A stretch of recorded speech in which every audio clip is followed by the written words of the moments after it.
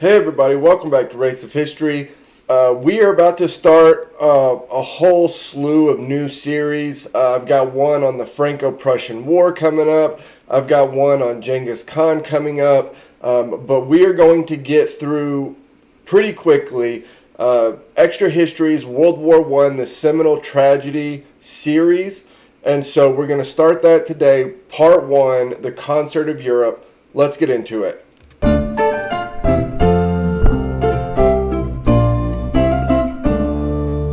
Human history is equal parts heroism, tragedy, and misunderstanding. Very rarely have we displayed all three to such a degree as in the First World War. This war is called the seminal catastrophe of the 20th century, because without it there is no Stalin and no Hitler, no fascism or World War II. Without it, we don't have a Cold War that leads us to the very brink of annihilation, nor do we see the Middle East carved up by old men, still bitter from 4 years of meaningless self-inflicted catastrophe. Without this war, we probably don't have 9/11 or the turmoil in the Middle East today. This war ushered in the modern age, born in a crucible of gunpowder and toxic smoke and the blood of 10 million men. Blood spilt in war from the fields of France to the waters off America, from the Russian frontier to the sands of the Middle East, from the Chinese mainland to the deepest parts of the sea. This war broke empires. It shattered the past and forced us to give up our last ties to our medieval understanding. When the smoke cleared and a stunned world climbed out of its trenches, we lived in a new age, with new powers, new ideas, and new terrors. It is the defining event of the 20th century. It is the Great War. But it's not the war itself that we're here to talk about today. Okay, so I want to know what you all think about that. Does everything change if World War I doesn't happen? Or even doesn't happen in the way that it actually did? Was it even possible for there not to be a World War I? I know that for World War I, in the way that it played out, golly, there were so many things leading up to this conflict that could have been avoided or were misunderstandings, or even all the way to the actual mobilization of the armies involved. It's a war out of self-defense almost. Because as soon as one army starts to mobilize, all of these other armies start to mobilize in fear of not having an army at the front in case they are attacked. And that's the big thing at this time, right? The whole thought process of modern war is if you can get troops to the battlefield before the other side, you automatically win. Well, on the flip side of that, if you're the country that doesn't have the troops there, you lose. So there is no time to waste with mobilization. So I'm curious what you all think. If World War I doesn't happen this way, does it change everything? Is it even possible for World War I not to have happened in a way that affects everything going forward? What do y'all think about that? Hopefully, over the course of this show, a bit at a time, we'll slowly, story by story, cover the sprawling events of this turning point in history. But today we are focused on the events that led to this war. For if the war itself is the seminal catastrophe of the 20th century, then the weeks before the war are its seminal tragedy. In these next few episodes, we'll focus on the very human, very personal stories that led Europe to consume itself, to ignite itself in one suicidal blaze from which it still hasn't recovered, because it is a tragedy of the highest order. It's like a play, a Greek epic, a story so grand we would think it must be fiction if the scars of the war couldn't still be seen on the fields of France. It's Shakespeare living out before us. God, I want to go to France to see World War I battlefield so badly. It is literally at the very top of my bucket list. Begins with the death of a prince and his lady, and ends in mass slaughter the likes of which the world has never seen. So let's set the stage. For 100 years, Europe has been at peace. There have been wars, sure, but they were minor wars. Wars on the periphery. Wars without many of the great powers involved. Not since Napoleon did the great states of Europe vie in bloody battle. For after the ravages of the Napoleonic Wars, the statesmen of Europe had come together to try to stop such a catastrophe from ever happening again. They created a system called the Concert of Europe, so that whenever war seemed perilously close, the nations of Europe would come together in a congress, a conference, and instead come to a settlement that all parties would abide by. But Europe has changed since those weary of the Napoleonic conflicts first came together to create the Great Concert. The first and most major change was the formation of Germany. At the time our story begins, it's important to remember Germany as a nation was only 40 years old. It's a young nation, a strong one, a nation looking to claim its own. But to say that Germany was a strong nation is to undersell the magnitude of its creation. Yes. I mean to say that the birth of Germany was something perhaps unique in the history of the world. For overnight, with the signing of a few papers, the middle of Europe was transformed from 1,000 tiny squabbling states to the greatest land power the world had ever known. In one night, suddenly the most powerful nations of Europe, Russia, France, Austria-Hungary, and England, were not the most powerful nations in Europe any longer. The comparison that I gave yesterday or day before yesterday was the EU, right? If the entire EU consolidated overnight into one massive country, that is Germany. Or that's the closest thing I can think of to the comparison for Germany. Overnight, in the very heart of Europe, had been created a nation with more manpower, natural resources, and economic strength than any other nation in the world except perhaps for Great Britain. Moreover, this creation was cemented in the defeat of France, which at the time was considered the strongest land power in Europe. And at the time of our story, that defeat and its memory still run deep. And now, look at the world from the perspective of that powerful new German nation. Here they are, arguably the most powerful country in the world, and yet they see themselves being denied all the rights of a great world power. Britain and France held territories across the globe. Even the Netherlands, a nation which the might of the new Germany could wipe off the face of the earth in a week, had colonies from Asia all the way to Africa. But Germany, for all of their strength, had been denied those possessions simply because their nation was young. Imagine what this does to the balance of power. Imagine what this does to the geopolitical scene. Think what would happen today if, say, the entire EU declared themselves a single nation with a single economy, a single military, and a single foreign... There you go. They use the example too. I'm pretty sure that Dan Carlin is who I pulled the example from, but yeah, they use it too. It's a good example because there is no group today other than the EU that could really signify the manpower, economy, and just massive geopolitical shift that Germany gave at that time. Policy. Imagine if they said that they wanted greater access to Middle Eastern oil, and Russia and the United States said, no, we were here first. Imagine now if representatives from Russia and the United States smiled and told this young nation that they'd be happy to continue to sell them oil at an inflated price, though. This was the position Germany found itself in. How was the concert of Europe, a system built around a balance of power and compromise, to last in these circumstances?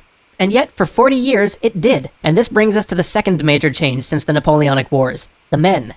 The 70 years after those wars was a time of giants, men who towered over the world stage. Time and again here, Europe rolled well on the dice of history and came up with leaders who were capable of navigating an increasingly complex and increasingly modern geopolitical world.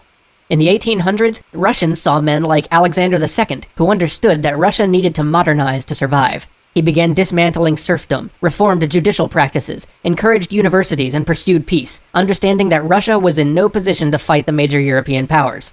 Like all the men here, this guy was not all chuckles and sunshine. Alexander II brutally suppressed revolutionaries and separatists in the territories Russia controlled. Still, he was effective, without question. By 1900, we have in Russia Nicholas II, a deeply reactionary, deeply conservative man, who history records as being of middling intellect, with neither the training nor the inclination to properly rule. His reign is a catalog of embarrassing... Yeah, that's going to be the theme throughout this conflict, really, is you have leaders who, like with Russia, they aren't always awesome leaders, but they're able to navigate the geopolitics of Europe well enough that they can keep things stable.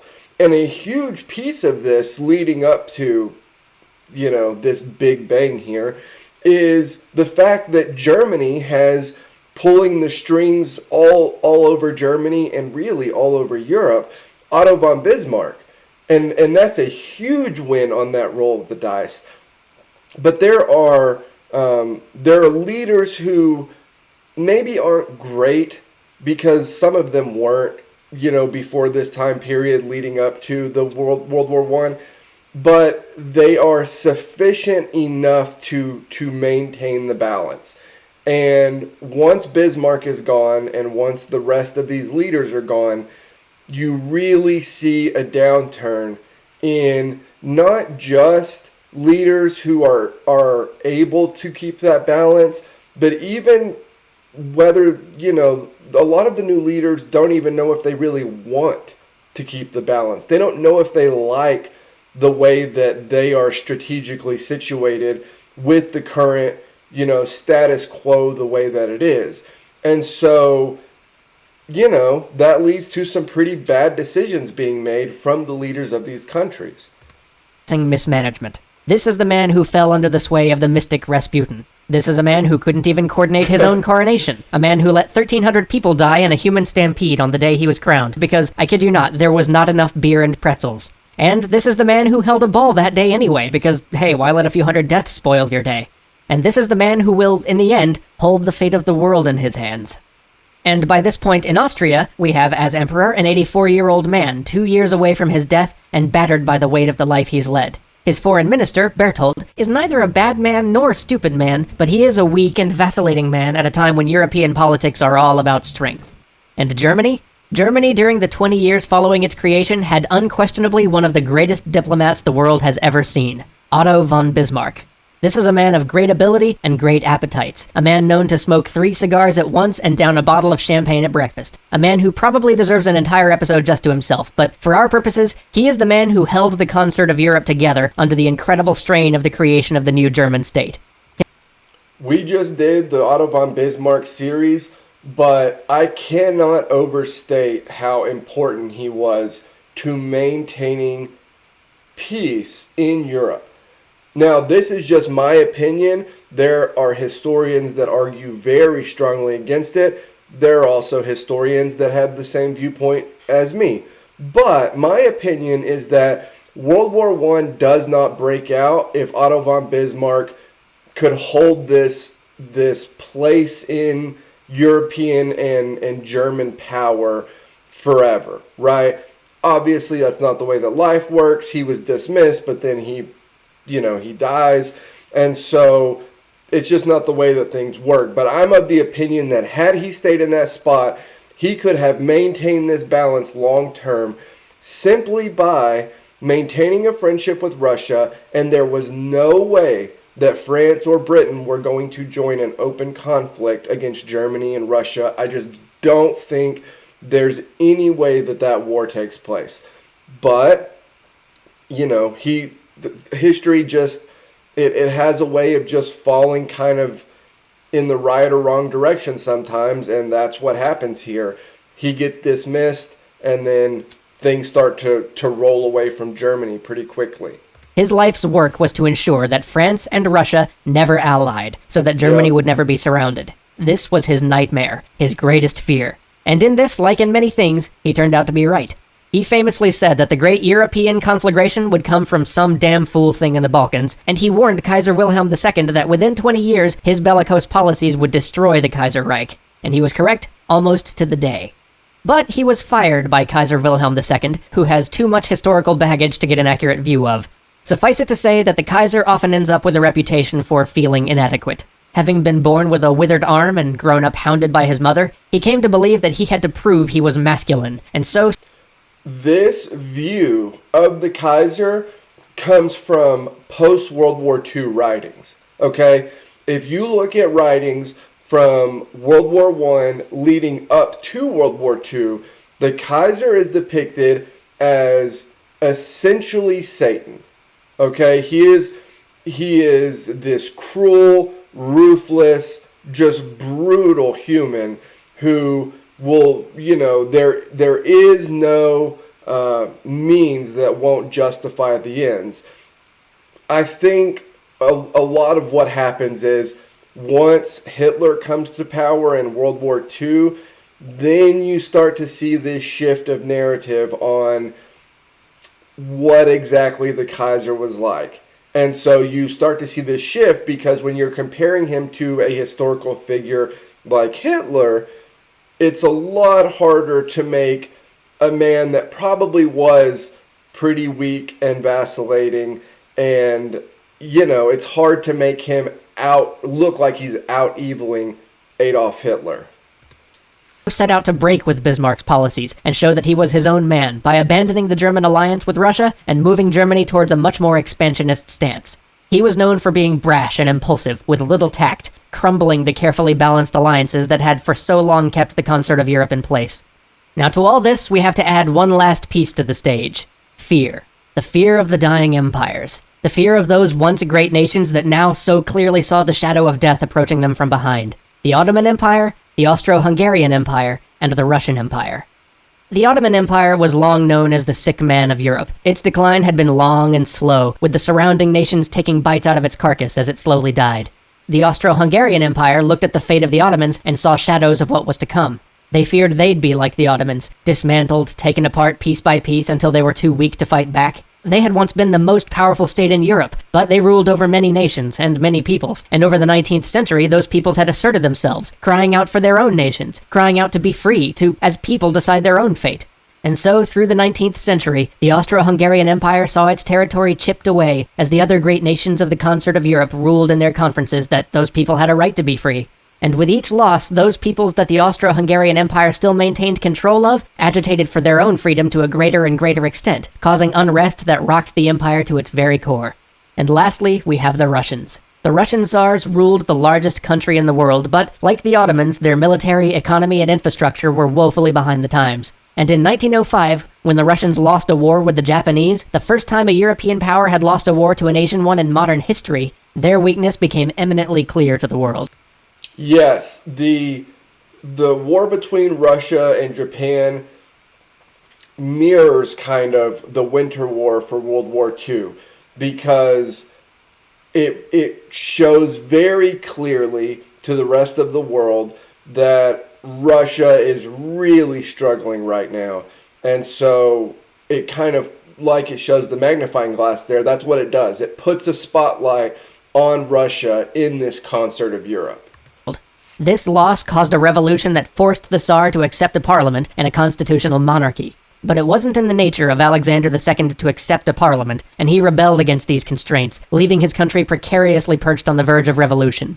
So with a new superpower in the midst of Europe, fear driving crumbling empires to irrational and desperate decisions, and a group of leaders simply not equal to their forebearers at the task of guiding the ships of state, the players are all in place. The stage is set, and the curtain begins to rise on the war to end all wars. Join us next time for an improbable assassination, the death of a prince, and a sandwich which changed history.